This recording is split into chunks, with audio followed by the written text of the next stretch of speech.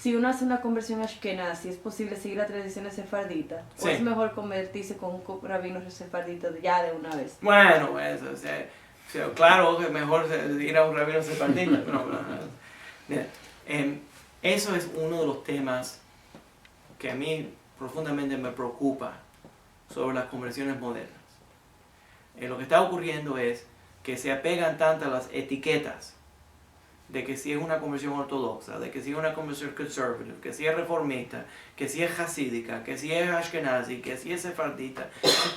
Yo no quiero convertir a nadie a ser sefardita, yo quiero convertirlo a judaísmo. Entonces no podemos decir, una cosa tan... Miren, déjenme decirle un ejemplo. Yo he visto sefardim, supuestos sefardim, que dicen cosas como, bueno, nadie se acuerda de la Inquisición, nada más se acuerdan del Holocausto. Señores, como si el Holocausto es solamente ashkenazi y la Inquisición es solamente sefardita, pero eso no es el caso. Ustedes saben cuántos sefardim murieron en los campos de concentración. Salónica fue destruida por los nazis y eran todos de los judíos de Bulgaria, ¿ya? Eran todos judíos sefarditas. Pero además de eso, aunque me digan a mí que los únicos judíos que murieron en los campos de concentración eran ashkenazim, a mí me duele como si hubiera sido un miembro de mi familia, porque es un miembro de mi familia. Nosotros no tenemos una cosa de que si los ashkenazim y que si los sefardim, si fueran dos diferentes religiones, la persona viene a convertirse. Si el rabino es un rabino ashkenazi, esa persona observa los mitzvot en la mejor forma posible. Si quiere observar los mitzvot de acuerdo con el código sefardita, que lo observe de acuerdo con el código sefardita. No hay ningún problema. Okay.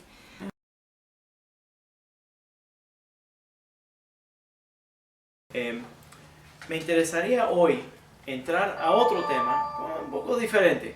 Ahora le voy a decir honestamente, la razón que quiero cambiar el tema de la halajá es porque nosotros recibimos muchas cartas, bastante a menudo, preguntando sobre conversión, preguntando sobre cuál es el proceso de la conversión. Pero las personas que quieren entonces ahora de pronto hacer una conversión, en muchos casos, no conocen bien la ley judía, entonces quieren ir directamente a bailar antes de aprender a caminar. Entonces queremos explicar halajá, enseñar judaísmo, enseñar lo que es la vida judía, verdaderamente lo que es una vida judía auténtica. Y estamos plenamente en una batalla contra la ignorancia y la ignorancia popular. Pues entonces tiene ignorancia y tiene ignorancia que está más fuerte todavía, que es la ignorancia popular. Se está presentando mucho por la red y viene de varias fuentes. Algunas son personas que tal vez tienen buenas intenciones, pero están confundidos. Otros que tienen malas intenciones porque son pastores que se han autonombrado como rabinos y quieren vender el judaísmo mesiánico en lugar de presentar un judaísmo auténtico. También lo que se está viendo mucho en el judaísmo, que yo lo llamo el judaísmo de la red, y hay muchas personas que son talmidim de nosotros, que estudian con nosotros, que no tienen comunidad judía, entonces van a la computadora para buscar su judaísmo. Y lo que se encuentra mucho no es judaísmo, se encuentra hasidismo en lugar de judaísmo. Y el hasidismo es una secta del judaísmo que se desarrolló no hace mucho tiempo en términos de la historia judía. El hasidismo existe alrededor de 300 años. Eso es exagerando. Pero cuando uno entiende lo que es el judaísmo, mucho más antiguo. La comunidad judía sefardita vivió en España hace 900 años. Esa es la diferencia. ¿Ya? Entonces, una cultura completamente diferente, una secta que se forma dentro del mundo ashkenazí, que viene del mundo pobre ashkenazi, de los guetos de Europa y de Rusia. Y ahora entonces la gente se cree que eso es judaísmo. Entonces, uno de los temas, muchas veces nosotros recibimos preguntas que no se basan verdaderamente en un entendimiento auténtico. Me están siguiendo, yo creo que todo el mundo está entendiendo lo que estoy diciendo aquí. Mucha gente me escribe en cartas, haciendo preguntas, constantemente, por cierto, esto es constante. Me preguntan, le escriben a la Rabbanit, que le explique la ley de la peluca. De la peluca. Y te voy a decirle una cosa, yo lo voy a... Es tan frustrante que la gente nos esté escribiendo constantemente de la peluca de la mujer, en lugar de hacernos preguntas, ¿cómo guarda Shabbat? Exacto. ¿Qué es esto? Entonces te vas a de pronto poner el disfraz de una mujer hasídica y no va a guardar, no sabe cómo guardar Shabbat. Paso por paso, señores, paso por paso. Y especialmente cuando uno considera que diferentes comunidades judías practican el judaísmo y practican las leyes de tzniut, las leyes de la modestia en vestidura, no solamente para los hombres, para las mujeres, pero también para los hombres. ¿Ya? Pero lo practicamos en diferentes formas y cada uno de ellos son legítimos. Entonces, eso es lo constante, recibimos constantemente las leyes de la peluca. La próxima cosa, últimamente estoy recibiendo preguntas, ¿por qué los judíos no pueden tener mascotas? Recibo por la red, vimos, rabino, que usted tiene una mascota, pero es prohibido tener una mascota. ¿De dónde se encuentra? Que los hasidim, muchísimos hasidim, no tienen mascota, no tienen un perrito. Entonces la gente se cree que, bueno, como los hasidim no tienen un perrito, entonces es prohibido que una persona... Otra más, si no es la peluca, parece que tiene mucha fijación en el pelo, pero si no es una peluca, entonces tiene que tener barba el rabino. El rabino tiene que tener barba. ¿Por qué? Porque ellos dijeron que el rabino tiene que tener barba. ¿Por qué? Si hay muchísimos rabinos por toda la historia judía que no tienen barba, entonces me dicen, pero es prohibido afeitarse. Ok, está bien, enséñale al rabino que es prohibido afeitarse. Cuando el Shulchan Aruch dice, óiganlo bien, el Shulchan Aruch dice que una de las leyes de luto, cuando haya velut, es que uno no se puede afeitar. Entonces, sí, y eso es verdad, está en el Orhaim, claramente. Entonces, si siempre era prohibido afeitarse, entonces ¿por qué la ley dice que cuando estás de luto no te puedes afeitar? ¿Y sabes la respuesta que me dice? Esa es la respuesta. No hay respuesta. Entonces lo que está pasando es, déjame explicarlo, el movimiento hasídico cogió la tradición cabalista, sefaradita, la simplificó, la interpretó literalmente, y esas prohibiciones y restricciones y prácticas y costumbres desarrolladas dentro de la comunidad hasídica son específicamente para la comunidad, la secta de ellos. Pero no se puede decir que eso es el único judaísmo auténtico o que verdaderamente esa es la forma correcta de expresar el judaísmo.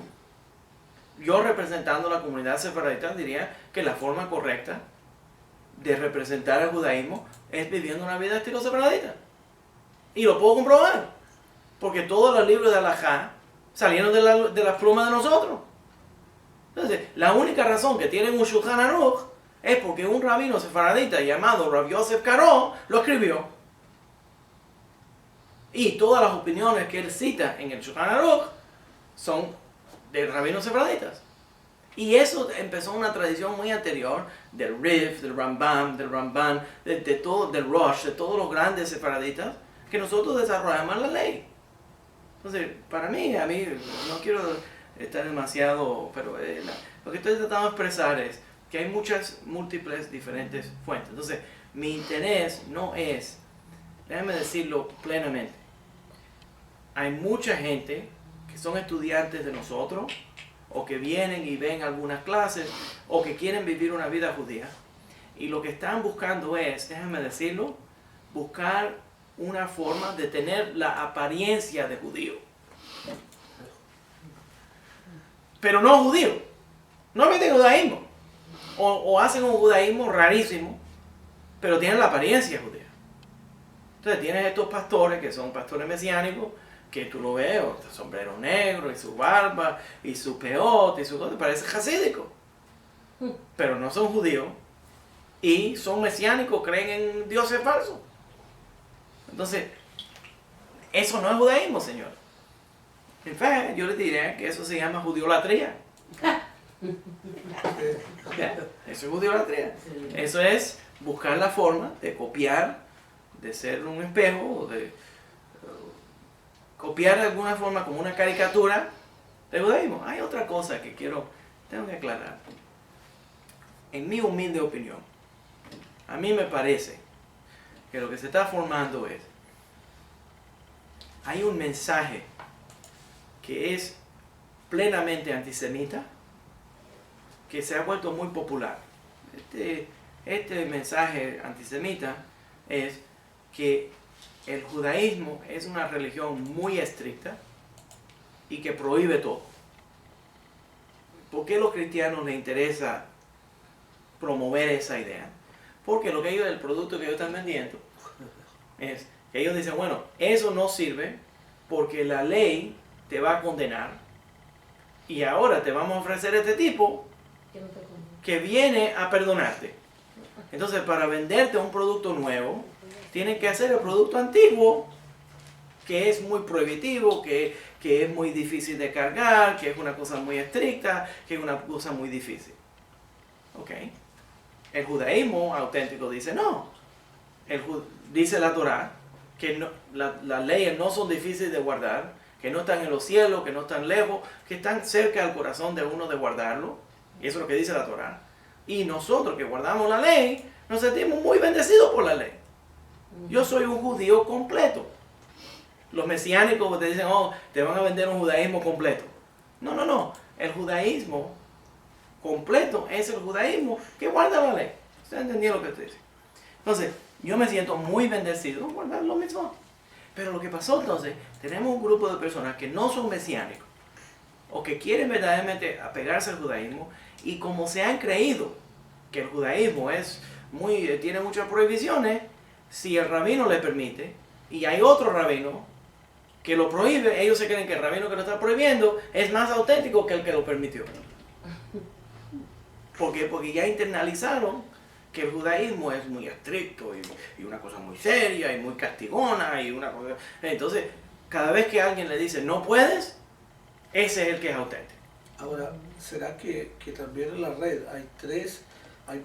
como tú decías, en YouTube en estos instantes hay muchos movimientos judíos y judaicos que están poniendo videos? Y por ejemplo, hay muchos que hablan de tres tipos de judaísmo: el liberal, el conservador y el ortodoxo. Entonces, que son todos judíos, pero dicen no te conviertas con un liberal ni te conviertas con un ortodoxo porque son muy liberales. Conviértete, con un conservador, sino que conviértete con un ortodoxo que apega más a la ley. Pero ahí es donde viene la confusión a lo mejor para todo el mundo, que ven a ese judío ortodoxo blanco y negro, Sí. jasídico. Sí. O sea, si tú ves la foto en Israel del Muro de los Lamentos, vas a ver la mayoría jasídico, blanco y negro, barba larga y etcétera. Todo lo que refleja judío. Pero eso no es como tú dices, o como tú estás explicando. Exacto. Ahora, déjame explicar otro tema, pero está más elaborado en otros videos que hemos grabado. Sí. Pero esa cosa del ortodoxo, masortí, liberal o reformista, eso es del mundo ashkenazi.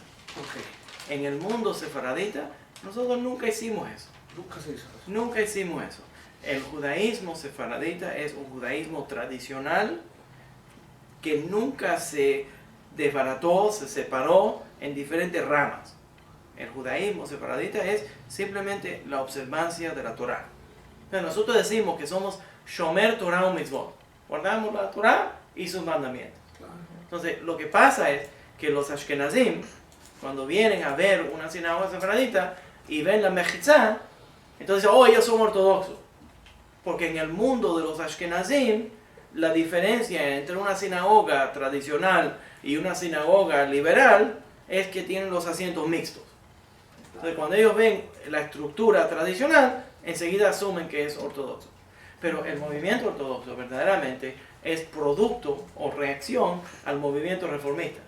Okay. ¿Ya? Entonces, verdaderamente a los rabinos sefaraditas no le aplica el nombre ortodoxo, nos aplica el nombre sefaradita, Pero cuando la gente empieza a pensar cuál es tu nivel de observancia, dicen, oh, eso es un rabino ortodoxo.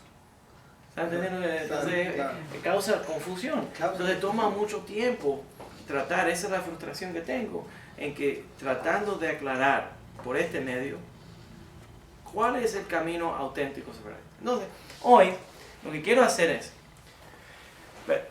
en este tema, antes de hablar sobre el tema que vamos a hablar, sobre este tema, el Talmud Bavli dice que hay una regla que es constante por toda la Torah, constante por toda la halajá. Eso se llama Koach de Hetera Adif. Quiere decir que el rabino que sabe suficiente ley, sabe suficiente halajá para permitir, es más rabino que el que prohíbe. ¿Están entendiendo? Una palabra. No quiere decir que prohíbe, que permite cualquier cosa, ¿verdad? Puede comer puerco, no, ese no es el punto, eso sería violar la ley. Pero el rabino que sabe suficiente en la ley para decirte esto es permitido y esto es prohibido, y sabe cómo crear situaciones donde las cosas son permitidas, es más sabio que el rabino que está constantemente prohibiendo. Porque cualquiera puede prohibir. Porque como no saben, entonces prohíben todo. ¿Ya?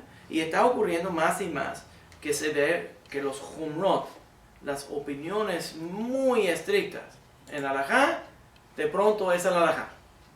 Pero verdaderamente esa no es la halajá. Entonces, la razón que me molesta tanto, la razón que estoy en esto es porque el Talmud nos dice que cuando exagera la ley y dice que esa es la ley, entonces cuando alguien aprenda, los jóvenes aprendan la ley verdadera y dicen, oh, me mintió sobre la ley, tal vez entonces me mintió sobre todo lo demás. ¿Se entiende? Déjame decirlo en la forma de un midrash. ¿Ya? El midrash dice que el pecado de la fruta prohibida, ¿cuál fue? Que Hashem, Akadosh Baruj Hu, el santo bendito sea, le dijo a Adán que no coma la fruta prohibida. Adán se puso a pensar, dice el Talmud, Adán se puso a pensar, bueno, y empezó la musiquita. Entonces, Adán se puso a pensar, bueno, si le digo a mi esposa que no se coma la fruta, y que Dios dijo que no coma la fruta, a lo mejor recibe tanta tentación que lo hace. Entonces le digo, mira, Dios me dijo a mí que no toques la fruta. Pero cuando exageró la ley. Entonces cuando ella estaba en el jardín, la serpiente vino y le dijo, toca la fruta para que tú veas que no es prohibido. Cuando ella tocó la fruta, vio que no había ningún pecado y entonces terminó comiéndose. Porque si él le mintió sobre el tocar, a lo mejor le mintió también de no comer. ¿Ya? Entonces el Talmud básicamente nos dice a los rabinos que no exageren la ley hasta el punto a donde su exageración cambie la ley de tal manera de que la gente empiece a sospechar de que estás inventando la ley. La ley es la ley, lo que es permitido y lo que es prohibido es prohibido. ¿Se entiende la idea? ¿Sí? Eso se da en la ley también, por eso tú hablabas la otra vez de que muchos que estudian el Talmud, como que le dan el título de abogado inmediatamente porque interpretan bien la ley. Sí. Por ejemplo, es una acotación al margen, pero por ejemplo, me recuerdo cuando vino un tiki fue por velocidad a la corte. Entonces me sacaron un tiki porque iba 5 millas arriba de la velocidad permitida. Yo le dije, pero son 5 millas y nadie va a 5 millas. El juez me dijo, la ley dice 60 millas por hora y tú ibas a 65, por tanto violaste la ley. Estás tranquilo. O sea, no había diferencia, pero todo el mundo iba a 5 o 6 millas. Los policías no te paran por 5, pero cuando te paran, ¿ya? la ley dice la ley. Ok, bueno, entonces, una de las... Yo quiero entonces entrar, porque me causó, entonces la única forma entonces sería aclarar estas cosas. El Koach de Hetera Adif. Y en el pensamiento auténtico de los rabinos sefaraditas, cuando nosotros analizamos un caso en halajá, una situación en halajá, vamos a buscar en halajá todas las opiniones que podemos, múltiples opiniones, las opiniones sefaraditas, las opiniones de Ashkenazi, esto no importa. Las personas recuerden que si alguien se está convirtiendo al judaísmo, no se está convirtiendo al judaísmo sefaradita, o al judaísmo Ashkenazi, o al judaísmo ortodoxo, o al judaísmo reformista. Si esa persona se está convirtiendo a solamente un segmento de la comunidad judía, no se convirtió. La conversión tiene que ser a la totalidad del pueblo judío. Entonces, a mí no me gusta en lo más mínimo esa idea de solamente esto, o solamente este grupo. No es correcto. Entonces, lo que se está viendo mucho es las opiniones de Chabad, que tienen mucho dinero. Chabad colecciona tremendas cantidades de dinero para promover sus actividades misioneras por el internet y de Breslov.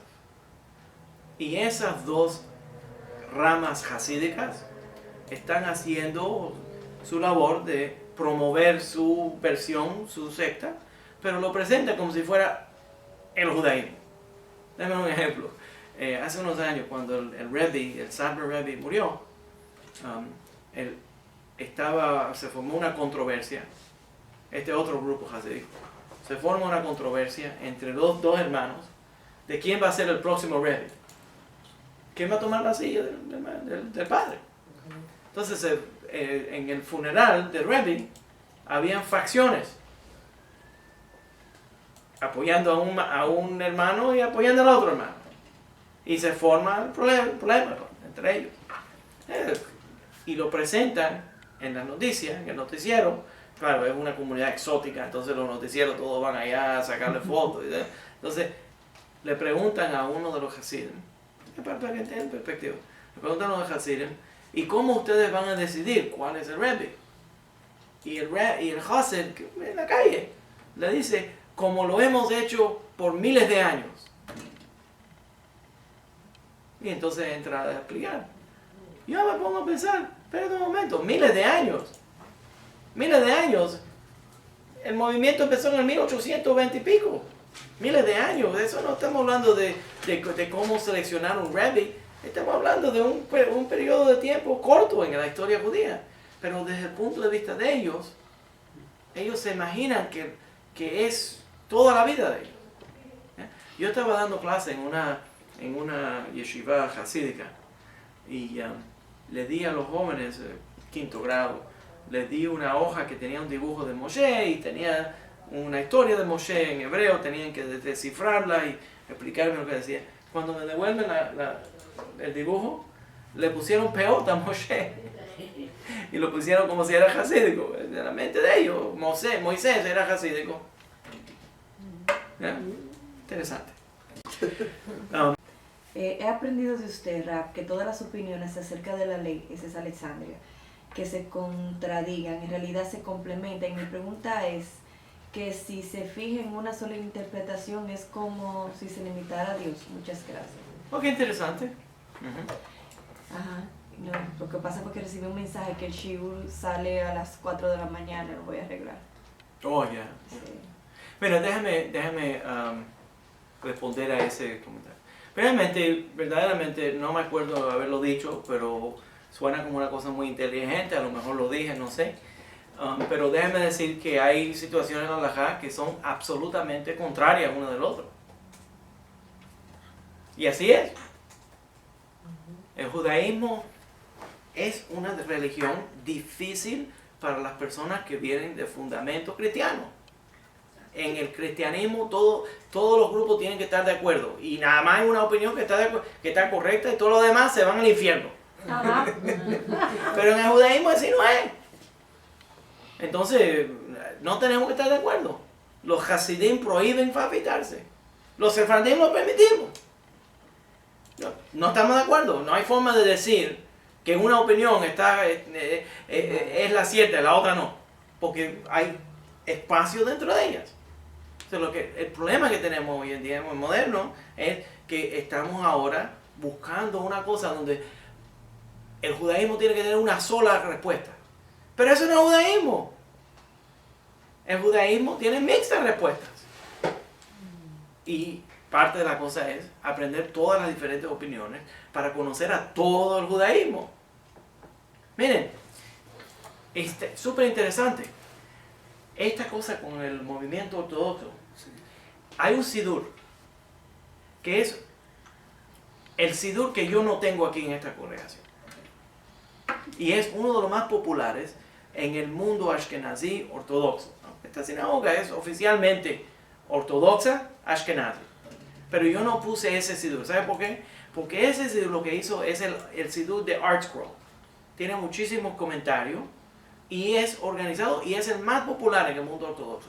El problema que tengo con él es que para unir a todas las diferentes comunidades ashkenazi ortodoxas, cogieron un poco de cada uno de los ritos del mundo ortodoxo, lo combinaron y hicieron un solo sidur. Que quiere decir que no es ni este, ni este, ni este, ni este. Entonces es una mezcla, es un monstruo de Frankenstein. Es una mezcla de diferentes pedazos. Eso no es un rito cierto. Entonces estamos aquí usando el sidur de Jonathan Sacks, que fue el sumo rabino de Inglaterra, con muy buena traducción, pero es auténtico en que sigue uno de los ritos ashkenazi. Pero en el mundo ashkenazí habían 11 o 12 diferentes ritos que se llamaban ashkenaz. Y hoy en día, para simplificar todo en blanco y negro, Claro. entonces esta es la ley ashkenazi y esta es la ley sefardita. Pero eso no es el judaísmo. Tiene 40 diferentes opiniones en el mundo sefardita y 10 opiniones en el mundo ashkenazi. Entonces, y así es como las comunidades vivían. Entonces no es un judaísmo, el judaísmo no es una religión dogmática en que una sola opinión es auténtica, o no hay solamente una opinión sefaradita y una opinión ashkenazí. Hoy en día la gente quiere simplificarlo de esa manera, pero verdaderamente no es así. Pero Como dice en la Torah, me dice al principio, así, por ejemplo, una oración, hasta aquí leen los sefaradí, y hasta Exacto. aquí leen Exacto. Exacto. lo que nace. Sí. O sea que es lo mismo. Sí. Es lo mismo. Mira, cuando hablé durante Pesach sobre Kitniot, los Ashkenazim prohíben comer arroz, frijoles, maíz, todas las cosas que así durante Pesach. Y ahora te presentan en el ente, no, ok, los sefaradim lo permiten y los Ashkenazim lo prohíben. Señores, eso no es así. En las comunidades sefaraditas había una gran variación de estas prohibiciones. Por ejemplo, los turcos, la comunidad turca, que son sefaraditas, son judíos españoles que se fueron a vivir a Turquía cuando la expulsión en el 1492. Entonces, cuando fueron allá, algunos comían frijoles, pero no comían arroz. Otros comían maíz, pero no comían arroz. Entonces, diferentes comunidades hacen las prácticas de diferentes formas. Lo mismo que entonces ahora tenemos la gran confusión también que las comunidades Mizrahi, las comunidades de Siria, se está presentando como si fuera sefardita, cuando verdaderamente no es sefardita, es Mizrahi, son las comunidades del este, que son mucho más antiguas. La comunidad iraquí, la pronunciación iraquí, no es sefardita. Hay una diferencia, los sefardim decimos David, y los iraquíes dicen Dawid. Y te pronuncian en hebreo diferente. Y tienen prácticas diferentes. Y el sidur es un poquito diferente. Y cada comunidad tenía múltiples diferentes opiniones. Ahora, el punto mío es que uno verdaderamente no puede decir que conoce el judaísmo si no conoce múltiples opiniones en el judaísmo. ¿Entiendes? Entonces, voy a la página de Chabad. Y me encuentro en la página de Chabad una sola opinión. Y ese es el judaísmo. Entonces imagínate ir a un doctor que nada más te da una sola medicina. En vez de un doctor que conoce 25 medicinas. ¿Cuál es el mejor? Hay que conocer los 25. Claro, porque si no es cierta con una, conoce con las demás. Pero entonces tiene aquí gente que está sobresimplificando esta situación. Entonces, para verdaderamente entender el judaísmo, no puedes decir, oye, yo nada más voy a estudiar el judaísmo sefardita. No, eso no es una conversión al judaísmo. Una conversión al judaísmo es conocer todo lo que nuestros hermanos están haciendo. La comunidad yemenita no es sefaradita. La comunidad yemenita es otra experiencia. Los judíos de Etiopía no son sefardim, son los judíos de África. Entonces cada una de estas comunidades tenía diferentes prácticas y diferentes formas de hacerlo, y todos juntos somos la comunidad judía. ¿Ya? Entonces eso yo creo que es una cosa importante de aclarar. Según yo tengo entendido, cuando Hashem mandó a Metratón a darle las leyes a Moisés en el monte Sinaí, él no le dijo, mira, yo soy de tal, yo soy de aquel. Él no le especificó a nadie. Él dijo su palabra. Que esos son, ya yo diría, leyes rabínicas. Que pone que es sefardita, que es aquí. Bueno, las diferentes identificaciones que tienen es del hombre, no de Hashem. Déjame comentar en dos. ¿Ya? La forma que expresas la pregunta, que también es un comentario, mencionas a Metatrón. Enseguida que mencionas a Metatrón, una persona que oye esa pregunta, si no sabe lo que estás hablando, entonces simplemente no sabe. Pero alguien que sabe escuchar, sabe que tienes alguna experiencia en la forma de analizar la Torah de acuerdo con los Mekubalim. Pero para entrar, entonces voy a responder dentro de la disciplina de los Mekubalim. Pero aclarando que normalmente en la comunidad judía nosotros no acostumbramos cuando hablamos de la entrega de la Torá en el monte Sinaí, la mayor parte del pueblo judío no dice Metatrón le dio la Torá al pueblo judío. La mayor parte de la comunidad judía dice que Dios le dio la Torá al pueblo judío. Exacto. ¿Sí? Y déjame añadir otra cosa, que los Mekubalim normalmente no hablamos directamente de Metatrón. Y son nada más sectas cabalistas que hacen ese tipo de experiencia. Y te voy a decir por qué reacciona así. ¿Ya? Yo vengo de una tradición, el maestro mío estudió Kabbalah en los yeshivot más altos de Kabbalah en la tierra de Israel, entre Porat Yosef y otros yeshivot místicos. Y lo que está pasando es, mi humilde opinión, ¿ya? La gente viene a estudiar Torah, a estudiar el judaísmo y a convertirse al judaísmo, y en lugar de llevarlo poco a poco, a entrarlo a la casa poco a poco, lo llevan directamente al cuarto. Como si te invito a mi casa por primera vez y te llevo directamente al dormitorio mío para que veas el closet mío. Sería extremadamente inapropiado. Primero hay que entrar por la puerta de adelante, hay que entrar a la sala, hay que conocer al comedor, hay que conocer. Entonces, poco después de muchos años, mucho tiempo de conocer a esa familia, entonces uno conoce los lugares secretos de esa familia. Pero encuentro interesante que lo que se está haciendo es que para la sensación de ser más sabio que los demás, entonces están cogiendo los secretos de la Torá y presentándolos. ¿Me entienden lo que estoy diciendo? Y presentándolos como si fuera normal que el judaísmo hable de Metatrón.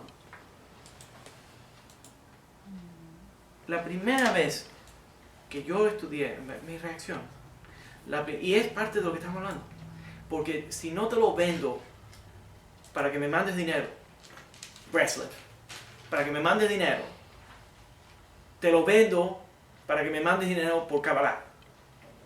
Pero de una forma o la otra, es el negocio. ¿Ya? Entonces, te voy a contar, la primera vez que yo leí en un libro de Kabbalah la palabra Metatrón y fui al maestro mío y le pregunté sobre el Metatron, ¿sabes lo que hizo?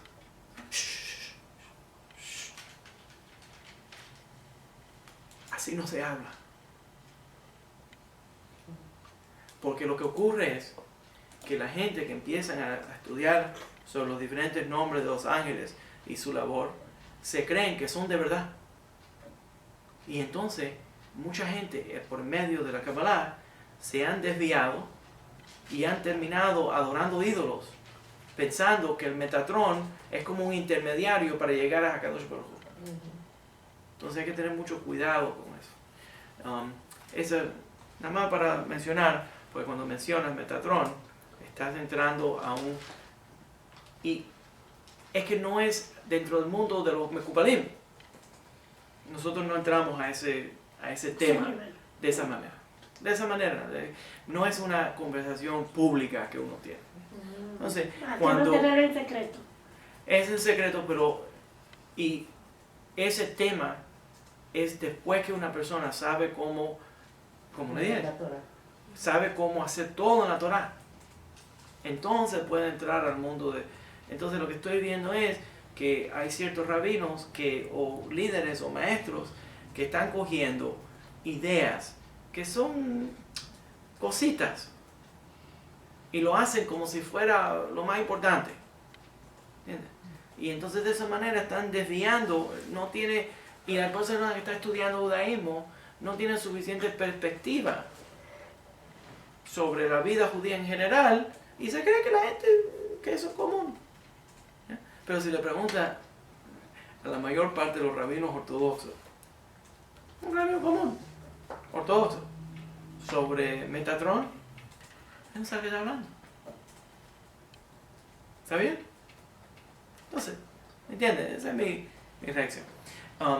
Pero, respondiendo a la pregunta, porque la pregunta está buena, aunque ya la separé toda, ya la tiene en pedazos, pero voy a responder a la pregunta, ¿ya?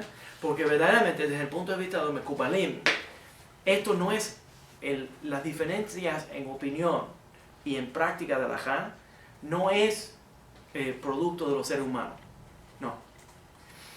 Lo que pasó fue que cuando Hakadosh Baruj Hu le dio la Torah al pueblo judío, la Torah tiene tantas facetas y formas de explicar las diferentes caras de Dios, las 70 caras de la Shekhinah, que cada una de estas comunidades está expresando la manifestación divina, no porque un hombre se desvió y dijo esta es la forma de interpretarlo. Desde el punto de vista de los Mekubalim, Elu ve'elu divrei Elokim Chaim, esta y este, son las palabras del Dios viviente, que quiere decir que la comunidad de Turquía, que lo hace de esta manera, y la comunidad de Yemen, que lo hace de otra manera, los dos están manifestando las diferentes caras, no me lo tomen literalmente por favor, las diferentes manifestaciones de la presencia divina. Entonces, no es una sola opinión que salió ahí, que fue dada al pueblo judío, pero múltiples opiniones. ¿Ya? Y hay un midrash que lo comprueba.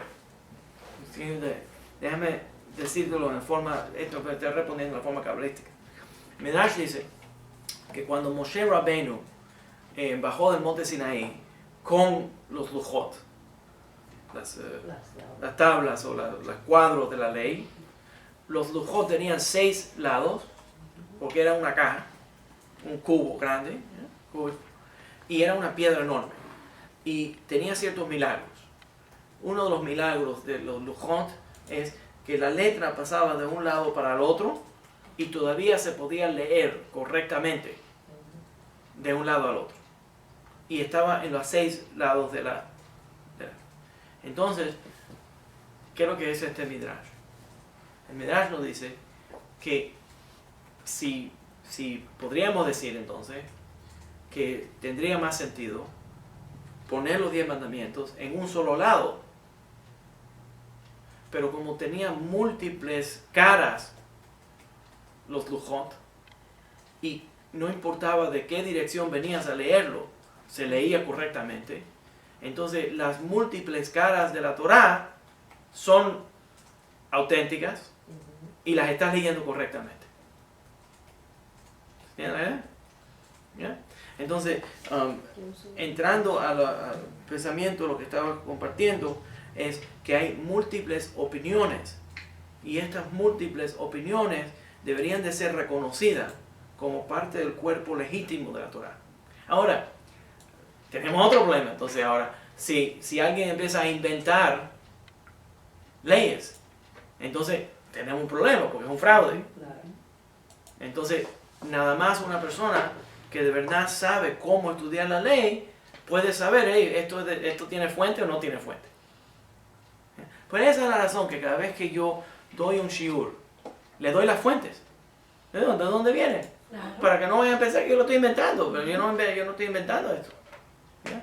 Pero no me pueden acusar de que yo estoy inventando las cosas. ¿Entendido? Okay. ¿Cómo